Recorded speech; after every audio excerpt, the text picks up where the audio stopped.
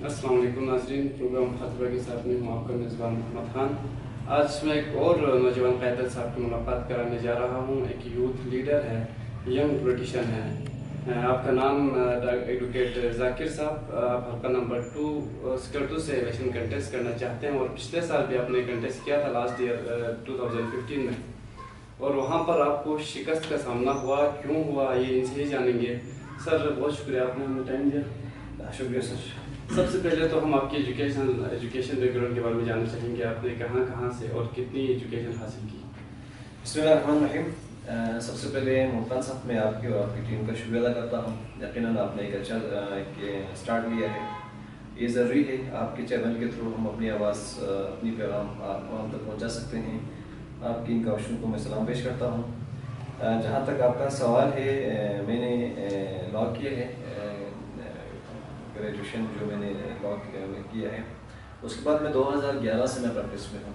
शुरू की प्रैक्टिस मेरी कराची बार एसोसिएशन से मैं वहाँ पर मैं रजिस्टर्ड रहा। उसके बाद फिर मैं 2012 से यहाँ पर डिस्ट्रिक्ट स्कर्दू में वैसे थे वकील प्रैक्टिस करता रहा हूँ और हाई कोर्ट में मैं इनरोल्ड हूँ।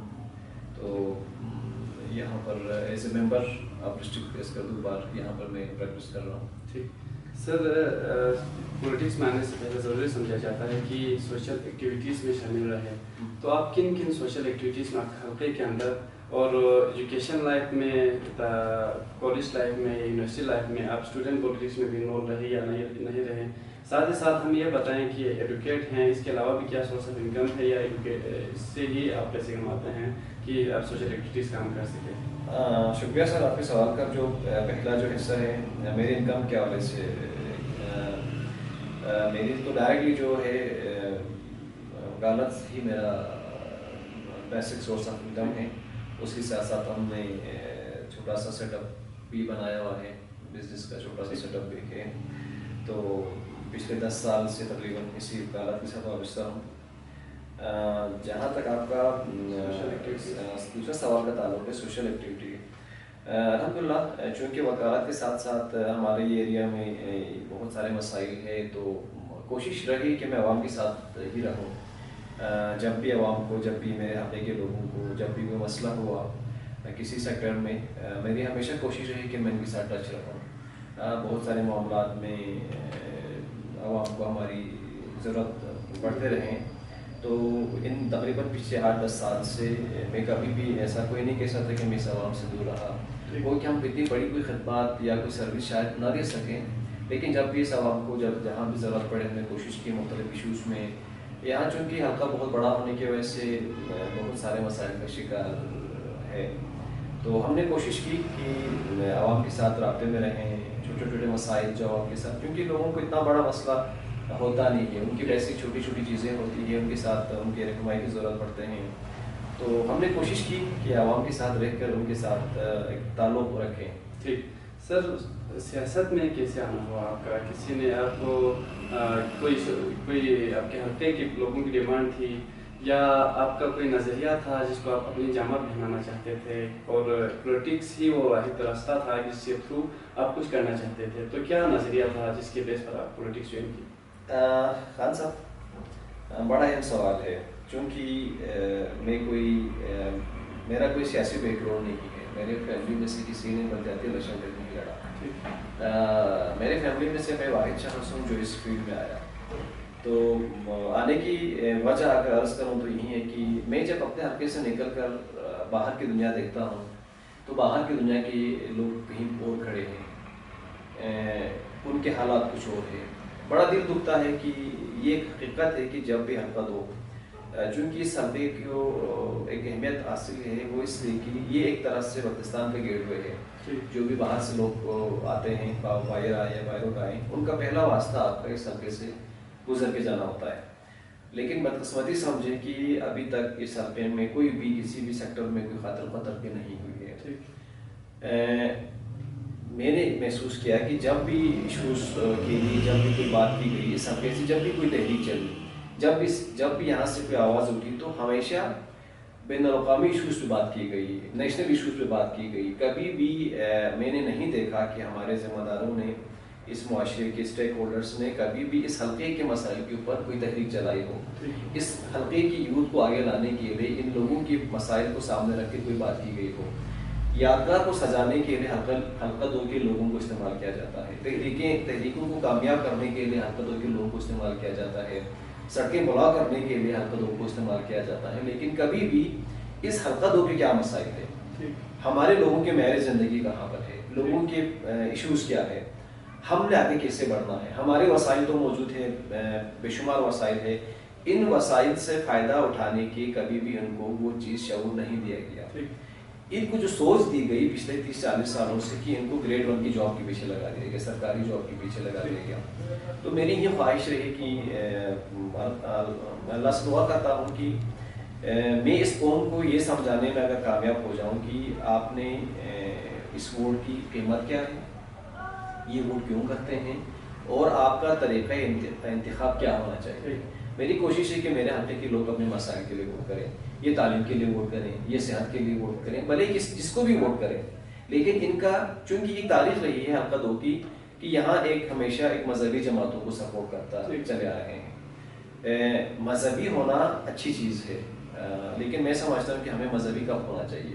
ہمیں مذہبی اپنے معاملات میں ہونا چاہیے, ہمارے لین دین میں ہونا چاہیے, معاشرے کے سسٹم میں ہمیں مذہبی ہونا چاہیے. لیکن بدقسمتی سمجھیں کہ جب بھی اس حلقہ 2 میں الیکشن ہوئے تو ہم مذہبی ہوئے. اس کا نتیجہ یہ ہوا کہ ہمارے مسائل پیچھے رہ گئے اور ہمیں ایک جذباتی قوم بنا کر آگے پیش کیا گیا. تو میری خواہش ہے کہ اس چیز کو, یہ ایک سسٹم ہے, اس کو چھوڑ کے ہمیں اپنے مسائل پہ دیکھنے کی ضرورت ہے. میری خواہش ہے کہ میرے حلقے کے 2 کے لوگ اپنے مسائل کو سوچیں کہ ہمارے مسائل کیا ہے اور کس طرح ہم ان کو ٹھیک کر سکتے ہیں.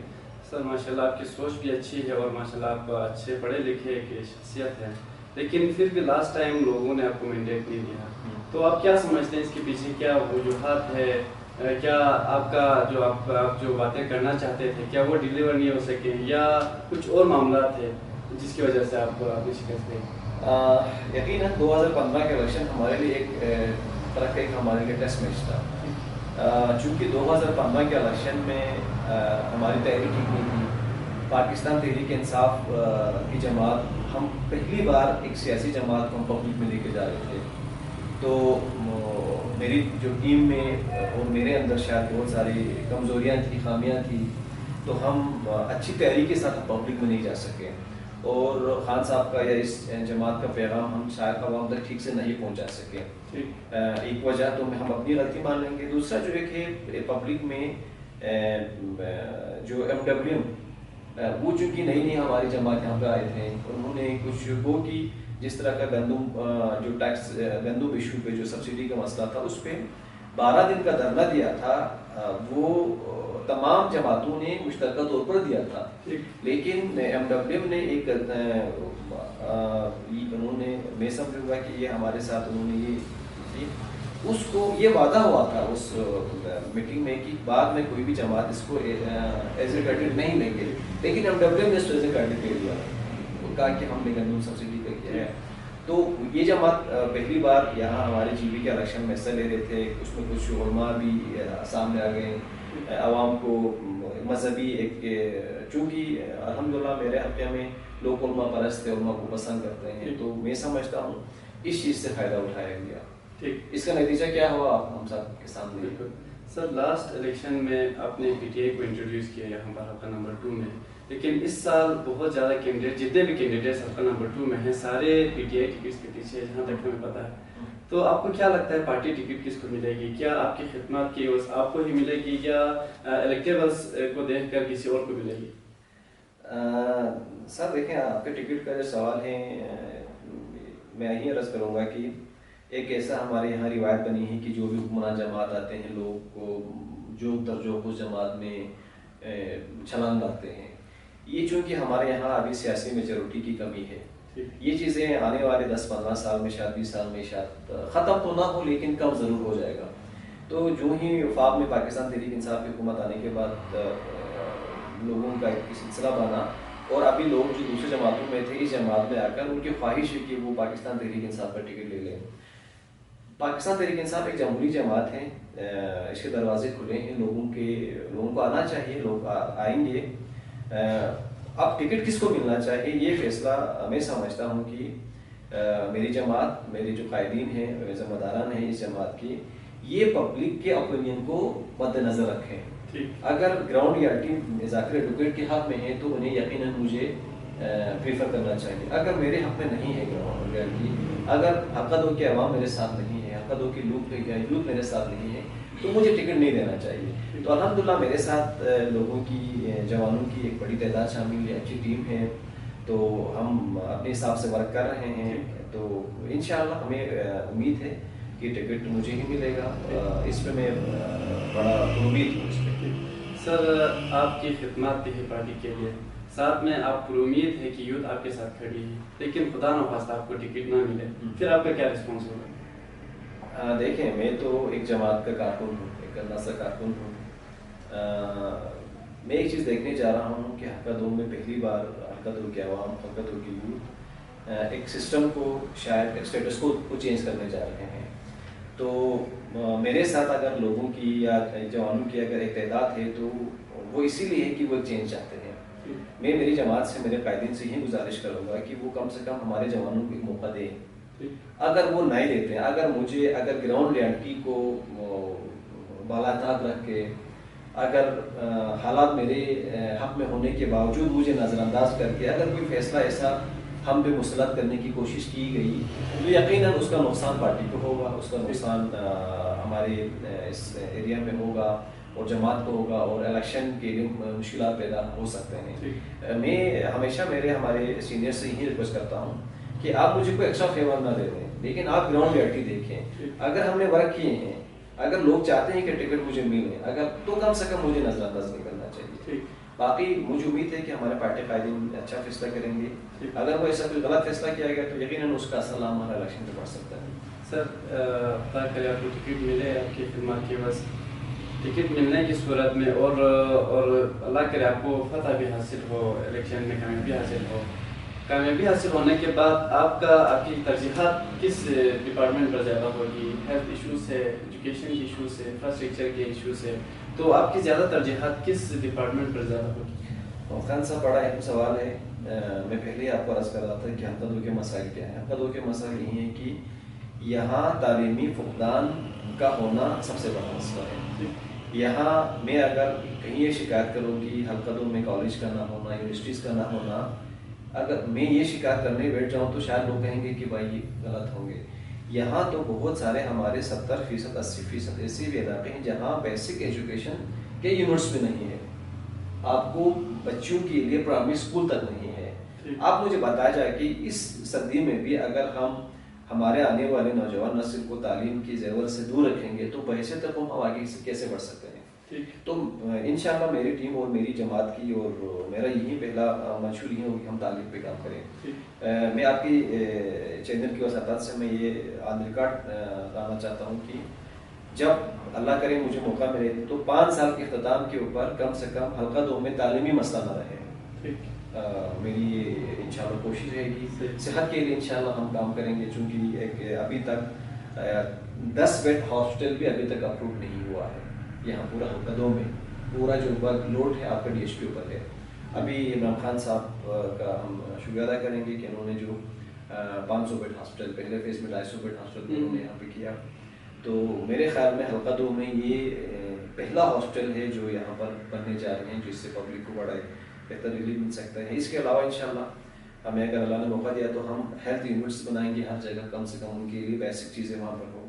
دوسرا میری خواہش ہے کہ ہم ہمارے گھریلو صنعتوں کو بحال کریں۔ گھریلو صنعت آپ دیکھ رہے ہوں گے کہ ہمارے باپ دادا کے دور میں ہمارے گھریلو صنعتیں تھیں، جیسا کہ چھرا سازی، کار سازی، ٹوکریاں بنانا، یہ ہمارے اس وقت کے باپ دادا نے بڑی محنت سے یہ صنعتیں ہم تک پہنچائے تھے۔ لیکن ہم نے کیا کیا، ان صنعتوں کو ہم نے ملیامت کر کے ہم نکل پڑے گورنمنٹ جاب کے پیچھے۔ اس سے کیا ہوا، ہماری صنعتیں ختم ہو گئی۔ آج بھی ہمارے لوگوں کو، جی بی کو، بلتستان کو ان چیزوں کی ضرورت ہے۔ تو میرے منشور میں شامل ہے کہ میں ان صنعتوں کو بحال کروں، ان چیزوں کو بحال کروں۔ اور اللہ کا شکر ہے حلقہ دو میں، ایک تو جی بی میں، حلقہ دو میں بہت سارے ریسورسز ہیں۔ وہ ریسورسز آپ کے لیے ٹورزم کے حوالے سے ہیں۔ آپ دیکھ لیں گے کہ چندہ ویلی، آپ کا کشورا ویلی، آپ کے ادھر تنجوسی، بہت سارے ستوارہ ویلی، یہ بہترین آپ کے لیے ٹورزم ہبس ہے. ان پہ ہم ٹورزم کو ہم پروموٹ کر کے ہم بہترین یہاں پر معاشی انقلاب لا سکتے ہیں. آپ کے لیے انرجی کے بہترین مواقع موجود ہیں. ہم بجلی کے لیے مختلف یونٹس بنا سکتے ہیں، ایگریکلچر پہ کام ہو سکتے ہیں، بہت ساری زمینیں موجود ہیں، لوگ اس پہ کام ہو سکتے ہیں، آپ کے لائف اسٹاک پہ ہو سکتے ہیں. تو بہت سارے اللہ نے دیے ہوئے ہیں وسائل، لیکن کبھی سنجیدہ ہو کہ ان پہ کام نہیں کیا گیا. سر لاسٹ ٹائم آپ نے کہا کہ یہاں پر 500 بیڈ ہاسپٹل بننے جا رہا ہے، تو آپ کو کیا لگتا ہے اس میں زیادہ ہاتھ عمران خان صاحب کا ہے یا یہاں کا جو نمائندہ تھا کاچو امتیاز صاحب ان کا ہاتھ؟ نہیں، کاچو امتیاز صاحب یقیناً میرے قابل احترام ہیں، انہیں میں کبھی شخصیت کو تنقید کرتا ہوں. اس میں کاچو امتیاز صاحب کا کوئی واسطہ ہی نہیں تھا، چونکہ یہ عمران خان صاحب نے ان کی ٹیم کا ہی ایک فیڈرل لیول پہ دیا ہوا ایک پروجیکٹ ہے. اس پہ اس سے ہماری اسمبلی کی ایون کی وزارت کا بھی اس میں کوئی رول نہیں ہے. تو کسی کا اگر یہ میں کہوں کہ یہ میں شکر ادا کروں گا آپ کے چینل کے وساطت سے راجہ لال صاحب کا، ہمارے یہاں کے پی ٹی آئی کے جتنے بھی قائدین ہیں ان کا، اور اسپیشلی ڈاکٹر یاسمین راشدہ صاحبہ کا جو کہ اس وقت پنجاب کے ہیلتھ منسٹر ہیں، ان کی اسٹرگل شامل ہے. ٹھیک، صحیح ہے سر. سر اب یہ آپ کو ٹکٹ ملے لیکن لوگ آپ کے ایکسپیکٹیشن پہ نہ اترے اور آپ کو پھر سے شکست کا سامنا ہو، تو آپ کا آگے کا کیا رسپانس ہوگا، کیا اسٹریٹجی رہے گی آگے کے لیے؟ یقیناً ہار جیت تو آپ کا کسی بھی کھیل کا کسی بھی مقابلے کا حصہ رہتا ہے. تو لیکن انشاءاللہ ہم اچھی تیاری کے ساتھ اچھی ٹیم کے ساتھ اس دفعہ جا رہے ہیں، اور ہمیں یوتھ کی جانب سے بڑا انکریج ہے، لوگ بڑے سپورٹ کر رہے ہیں. پھر بھی ہار جیت کسی بھی مقابلے کا حصہ ہے، پھر بھی اللہ نہ کرے اگر ہم ہار جائیں تب بھی میں نے اس عوام کے اندر رہنا ہے، تب بھی مجھے ان لوگوں کی ضرورت ہے. اس الیکشن سے ہٹ کے بھی مجھے ان عوام کی ضرورت ہے، میں ان عوام کے ساتھ رہنا ہے. میں اپنی سی کوشش جو بھی میرے ہوتے رہیں گے، میں انشاءاللہ ایسا نہ کہ میں الیکشن کے لیے آیا ہوں. ہمارے کچھ ایسے بھی لوگ ہیں جو پورا 5 سال غائب رہتے ہیں، پھر الیکشن کے دوران آ کے یہاں پر اختلاف بنانا چاہتے ہیں. میں ان کی طرح نہیں ہوں. الیکشن سے ہٹ کے بھی میں اس عوام کے ساتھ ہوں اور انشاءاللہ رہوں گا، اور میری خواہش ہے کہ میں اسی سسٹم کا حصہ بن کر رہوں. سر یہاں پر گلگت بلتستان کے اندر خصوصاً پیسے سے ووٹ خریدنا یا گھر کے کسی سربراہ کے ساتھ کوئی ڈیل کر کے ووٹ حاصل کرنا، یہ کلچر بہت زیادہ ہے. اور کیا آپ کیا سمجھتے ہیں، کیا واقعی میں حق نمبر 2 میں بھی مسئلہ ہے؟ اور لاسٹ ٹائم جو آپ کو شکست ہوئی، کیا اس کا کوئی سمبند بنتا ہے اس کے ساتھ؟ سر ڈائریکٹلی تو میں کوئی الیگیشن نہیں لگاؤں گا کہ ہم ڈبلیو نے ووٹ خریدے ہیں، لیکن انہوں نے کیا کیا کہ الیکشن سے کچھ دن قبل مختلف لوگوں کو وہاں پر چھوٹے چھوٹے چیزیں رکھ کے الیکشن کو سامنے رکھ کے کیا گیا. کہیں مسجد بنوایا، کہیں بھی ممارگاہ بنوایا، الیکشن کی اس کو سامنے رکھ کے. میں بھی کہوں گا کہ یہ بھی ایک پری ووٹ ریلی تھا. لیکن جہاں تک ایک ووٹ بیچنے کا یا خریدنے کا سلسلہ ہے، یہ اتنا عام تو نہیں ہے، لیکن انڈائریکٹلی اس کا کوئی نہ کوئی ہے سلسلہ ہے. اس کا اثر کیا ہوتا ہے، میں آپ کے چینل کے توسط سے میں حلقہ دور کہہ رہا ہوں، اور یوتھ سے میں یہ گزارش کروں گا کہ وہ نظر رکھیں کہ کوئی کینڈیڈیٹ الیکشن پہ زیادہ خرچہ تو نہیں کر رہا ہے.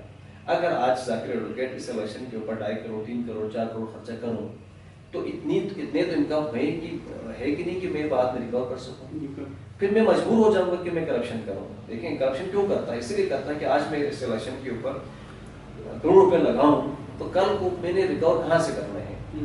میں چاہتا ہوں کہ میری خواہش ہے کہ میں کم محدود وسائل میں الیکشن لڑوں. میں اتنا پیسہ خرچہ کروں کہ کل کو مجھے کرپشن کرنا نہ پڑے، کل کو مجھے نوکری بیچنا نہ پڑے، کل کو مجھے ٹھیکے بیچنا نہ پڑے. کیونکہ اب ظاہری بات ہے کہ میں آج ہر جگہ پیسے دے کر میں اگر ووٹ خریدوں گا، عوام سے ووٹ خریدنے کے بعد پھر اس ووٹ کو بیچنے کے لیے میں کروں گا. تو یوتھ سے میں میری ہر جگہ میری تقریر کا میری گفتگو کا یہی ایسا ہوتا ہے کہ آپ کوشش کریں کہ آپ لوگوں کو جو کینڈیڈیٹ ہے اس کو خرچہ مت کرتے تھے. اگر وہ زیادہ خرچہ کریں تو حلقہ 2 کے یوتھ میں اتنی کرج ہونی چاہیے کہ وہ مجھ سے پوچھے کہ ذاکر صاحب آپ یہ خرچہ کر رہے ہیں، بعد میں آپ کے ساتھ کہاں سے پورا کریں گے. سر گو کہ آپ کی باتوں سے آپ کا پورا مینیفیسٹو تو ابھر کے سامنے آیا ہے، لیکن پھر بھی ہم ہر کسی سے پوچھ رہے ہیں کہ لوگ آپ کو ووٹ کیوں دیں، اس پہ آپ کیا کہیں گے؟ دیکھیے کیا بتا دیں. میں آپ کے اس پروگرام کی توسط سے یہ عرض کرنا چاہوں گا کہ حلقہ 2 میں تقریباً 25-30 سالوں سے ایک مخصوص طبقے فکر کو ووٹ دیتے آ رہے ہیں. اگر انہی سے مسئلہ حل ہونا تھا، یا اگر آج یہی جماعتیں ہیں جو کیونکہ حرکتوں کی تاریخ رہی ہیں، ہمیشہ مذہبی لوگوں کو ووٹ دیا ہے. اکثر لوگ مجھ کو تنقید کرتے ہیں کہ آپ ان کے خلاف بات کرتے ہیں. میں کسی مذہبی جماعت کے کسی شخصیت کے خلاف نہیں ہوں. میں جو سلسلہ چلتا ہے میں اس کے خلاف ہوں. اگر ان مذہبی جماعتوں نے یا ان منتخب نمائندوں نے حرکتوں کی تعلیم کے مسائل حل کیے ہیں نا تو ہمیں ووٹ نہ دیں. اگر صحت کے مسائل انہوں نے حل کر چکے ہیں تو ہمیں ووٹ نہ دیں. اگر آگے بڑھنے کا سلسلہ انہوں نے یہاں پر ترقی لائے ہیں حرکتوں میں، ہمیں ووٹ نہ دیں. یہاں انفراسٹرکچر ٹھیک کیا ہے تو ہمیں ووٹ نہ دیں. اگر ان چیزوں کی حرکتوں میں کمی ہے تو ضرور ہمیں آزمانا چاہیے. پہلی دفعہ سیاسی جماعت ہے. میں امید کرتا ہوں کہ آپ، میں بھی ایک جوان ہوں، آپ ہمیں انشاءاللہ آپ ہمیں ہم پہ اعتماد کریں، ہمارے ساتھ دیں، تعاون کریں. انشاءاللہ میں اور میری ٹیم حرکتوں کے عوام کو، حرکتوں کی جوانوں کو مایوس نہیں کریں گے. ایک ہمارے یہاں جو سیاست اس وقت ایک گالی بن چکی ہے، اس کو انشاءاللہ ہم عزت دے کر واپس عوام کے درمیان لانا انشاءاللہ یہ ہماری ذمہ داری ہوگی. بہت شکریہ سر، آپ کا میسج عوام تک پہنچ جائے گا انشاءاللہ. تو یہ تھے ایڈوکیٹ ذاکر صاحب. ناظرین، آپ نے ان کا جو مینیفیسٹو ہے قریب سے سنے ہوں گے، سن چکے ہوں گے، اور ان کے پرسنالٹی کے بارے میں اور ان کے پارٹی مینیفیسٹو کے بارے میں آپ جان چکے ہوں گے. مزید ایپیسوڈز کے لیے ہمارے سے جڑے رہیں.